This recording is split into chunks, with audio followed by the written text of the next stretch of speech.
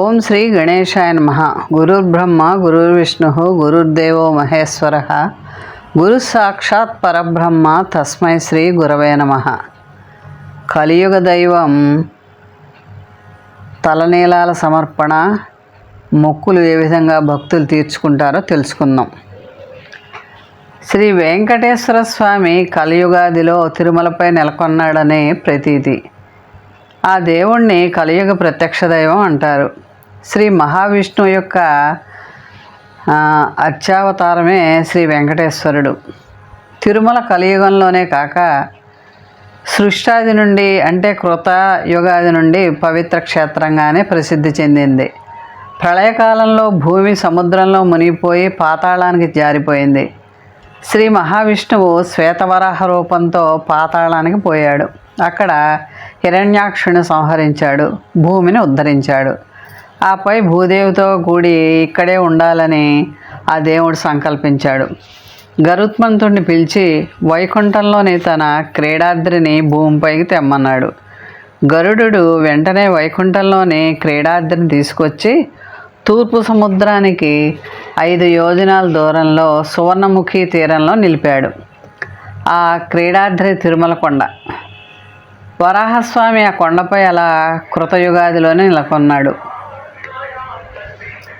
ఇలా వరాహక్షేత్రంగా పేరు పొందిన ఆ తిరుమలపైనే కలియుగాదిలో శ్రీహరి అవతారమైన శ్రీ వెంకటేశ్వర స్వామి నెలకొన్నారు.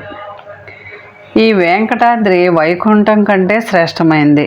నేను శ్రీ భూదేవి సహితుడినై ఈ నిత్యం ఇక్కడే నివసిస్తాను అని ఆనాడు వరాహస్వామి చేసుకున్న నిర్ణయమే ఆ దేవుని మరో రూపమైన శ్రీ వెంకటేశ్వరుని నివాసంగా తిరుమలలో రూపొందడానికి కారణమైంది.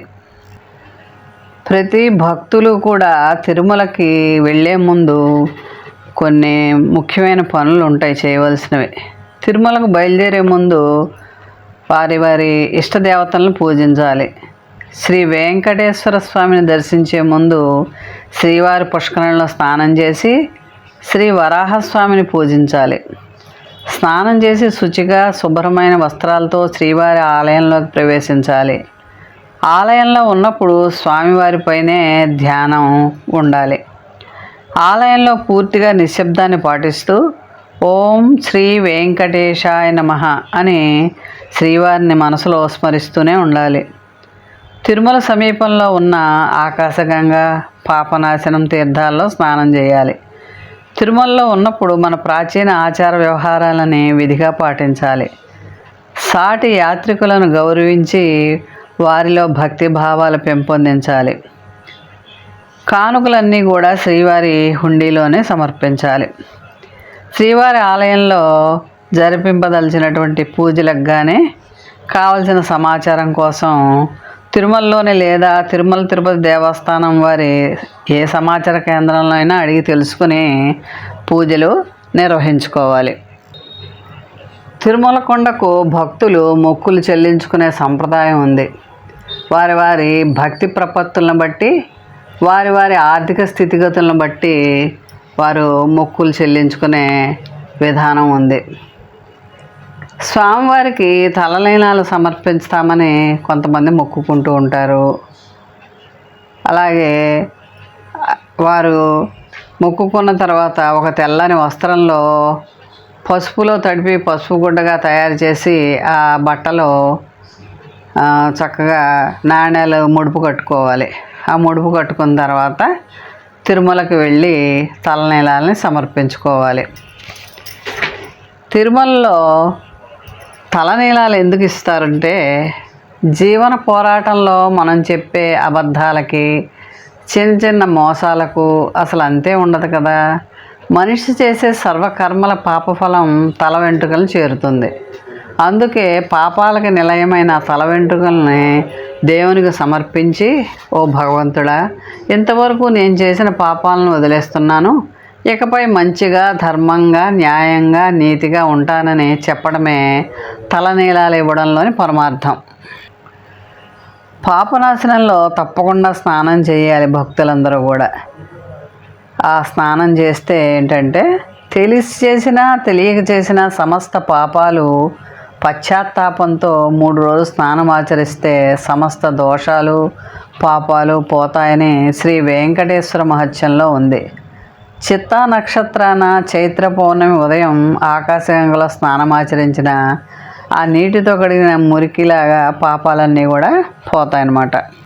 మొక్కులు చెల్లించడంలో పరమార్థం ఏంటంటే నీతి న్యాయాలతో జీవితాన్ని గడపమని. మొక్కులు తీసుకుని మన పాపాలని ఆయన ఏం స్వీకరించడు. మొక్కుబడులు ఇవ్వలేదని కష్టపెట్టడు. ఎవరు చేసిన కర్మలను బట్టి వారు వారి వారి పాపపుణ్యాలను అనుభవించక తప్పదు. కష్టం వస్తే దేవుడికి మొక్కుకొని తీరిన తర్వాత మర్చిపోయిన వారికి మళ్ళీ కష్టంలోనే ఆ మొక్కుల్ని తీర్చుకుంటూ ఉంటారు. భగవంతుడు ఎప్పుడు మాట మీద సత్యం మీద నిలిచి ఉండమంటాడు. దాన్ని మీరితే అది మీ సమస్య, అది ఆయన సమస్య కాదు. మొక్కుకున్న తర్వాత తప్పకుండా ఆ మొక్కుల్ని తీర్చాలి. ప్రతి భక్తుడు తిరుమలకు వెళ్ళినప్పుడు తలనీలాలు తప్పనిసరిగా సమర్పిస్తూనే ఉంటారు. మానవుడికి తలనీలాలు అందాన్ని అందించే ఆ జన్మ విశేషం. దాన్ని సమర్పించడం అంటే తన సర్వస్వాన్ని త్యాగం చేసినట్లని మన వారు భావిస్తారు. ఈ ఆచారం మన దేశంలో చాలా కాలంగా అలవాటులో ఉంది. దీన్నే మహాకవి యోగి అయిన కీర్తిశేషులు వేటూరి ప్రభాకర శాస్త్రి గారు తిరుమల స్వామిని ప్రార్థిస్తూ తల వెంట్రుకల నూడ్చి తరలించుటియే ఇది ఏమి పాపమ్ములు హరించు భావమొక్కో అని అన్నారు. ఈ విధంగా ఆత్మార్పణం చేసినట్లుగా భావించేవారు ఉన్నారు. శ్రీ వెంకటేశ్వర స్వామి వారికి భక్తి తత్పరతతోటి ముడుపు కట్టే సాంప్రదాయం ఉంది. స్నానం చేసి స్వామివారికి దీపాన్ని వెలిగించి ఒక చిన్న పసుపు గుడ్డలో తమ శక్తికి తోచినంత డబ్బుని ఒక చిన్న మూటగా కట్టి తమకున్న వ్యాధులని కష్టాలని తొలగించమని ప్రార్థనాపూర్వకంగా ఆ మూటను ఉంచి వారు తిరుమలకు వెళ్ళినప్పుడు స్వామివారి హుండీలో వేస్తూ ఉంటారు. ఓం నమో భగవతే వాసుదేవాయ అనేది ద్వాదశాక్షరి మంత్రం. నారదుడు ధ్రువుడికి ఉపదేశించబడింది. వాసుదేవుడు అంటే వసుదేవుని కుమారుడైన శ్రీకృష్ణుడు. అట్టి ద్వాపరయుగానికి చెందిన వాసుదేవుడిని జపించే మంత్రం కృతయుగంలో ఎలా ప్రచారం పొందిందంటే వాసుదేవుడు అనే శబ్దానికి వసుదేవుని కుమారుడనే మాత్రమే కాకుండా ముల్లోకాలను నివసించేవాడు, సర్వ ప్రాణులకు నివాసమైన వాడు ఎవరో అతనే వాసుదేవుడు. దేవుడను పేరు కర్ధంబు అని ఆంధ్ర మహాభారతంలో కూడా వాసుదేవ శబ్దంకి అర్థం ఉందన్నమాట. విష్ణు పురాణంలో కూడా మత్స్య ధ్రువావతారాలు కృతయుగ కాలం నుండి తాల్చిన శ్రీమన్నారాయణుడే వాసుదేవుడు. ఆ దేవుడే ఒక యుగానికి చెందినవాడు కాదు, సర్వకాల సర్వదేశ సర్వావస్థల్లో ఉండేవాడు. అందుచేత ద్వాదశాక్షరి మంత్రం అన్ని కాలాలకి వర్తిస్తుంది. ప్రతి ఒక్కరు కూడా ఆ తిరుమలలో ఓం నమో భగవతే వాసుదేవాయ, ఓం నమో వెంకటేశాయ అనే నామాన్ని నిరంతరం స్మరించుకుంటూ ఉండాలి. వరాహస్వామి గుడి తిరుమలలో మాత్రమే ఉంటుంది.